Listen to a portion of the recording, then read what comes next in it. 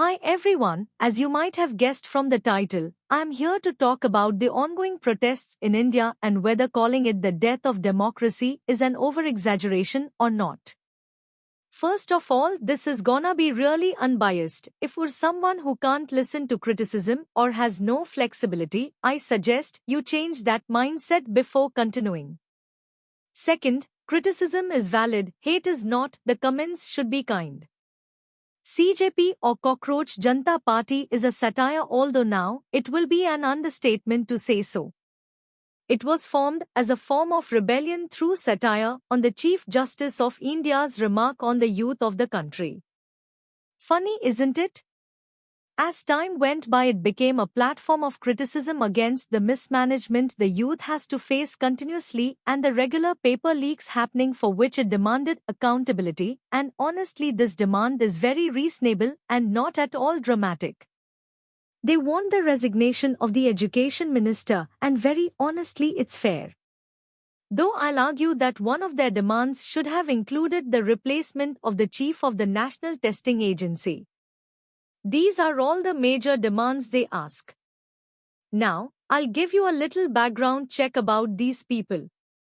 Abhijit Deepke, the founder, was living in the US when he founded this and only returned to India to start the protest and was affiliated with the Aam Aadmi Party.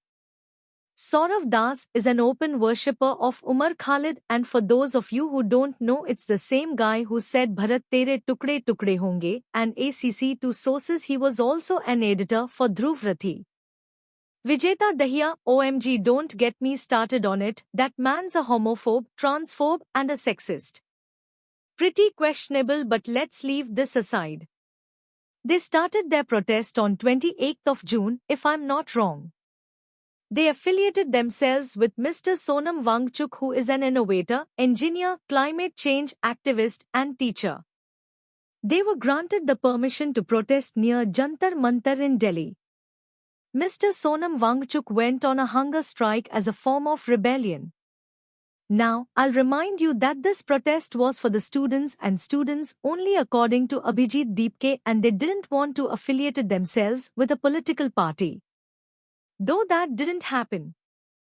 Countless, and I mean countless, political figures were invited on the stage, including Arvind Kejriwal and Atishi, who are both the ex-chief ministers of Delhi associated with the Aam Aadmi Party. Arundhati Roy, the same person who said that Kashmir was never an integral part of India, the girlfriend of Yasin Malik, Umar Khalid father, Syed Qasim Rasool Ilyas, the founder of SIMI, was invited with open hands. JNU's Duffly gang came, SFI and ASF openly supported them. There were people asking ki Bharat Mata hai to baap kaun hai? There were people openly and disgustingly targeting the Hindu community. In a protest for the students, by the way. Before going ahead, I'll remind you that I support his resignation and the accountability, but all this shit happening in our name is crazy. Where Sonam Ji was on a hunger strike, people including the founder were shamelessly eating. After 18 or so days, a PIL was filed in the Delhi High Court to force-feed Mr. Sonam Wangchuk, to which he was taken away to the Safdarjung hospital to be treated. Sonam Wangchuk's wife and Abhijit Deepke were giving completely separate descriptions about what happened. He was saying that he's forcefully detained, while his wife said that he is in the hospital. Guess they didn't discuss it before. See, nowhere in the court's order was it written that he should be taken to the hospital. However, I'm glad they did, because he was really unwell. I'm glad they wouldn't get sympathy from his name. On 20th June, the march to the parliament happened. FYI, the police denied permission because the parliament was already in session. The protest happened and lakhs of people joined. Most of them were students. It was all peaceful until, from what I know, the protesters started stone pelting at the police officers. Now honestly, I would expect lathi charge because the police is known to be non-tolerant, and I mean, wasn't it a peaceful protest? Why the hell are you stone pelting? The police retaliated with brutal force. People were hit, their heads damaged, and thousands were detained. Now I wanna ask, Was Abhijit Deepke hit? Was Saurav Das hit? Was Arpit Sharma hit?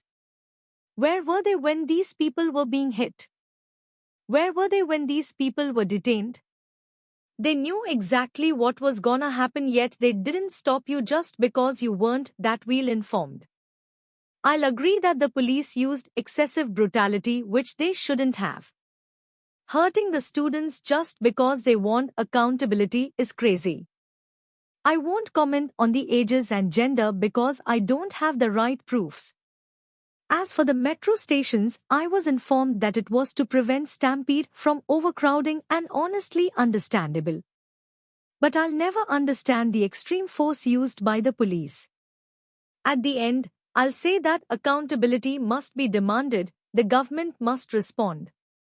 However, calling it the end of democracy ignores the fact that this protest was 20 days long because the government allowed it.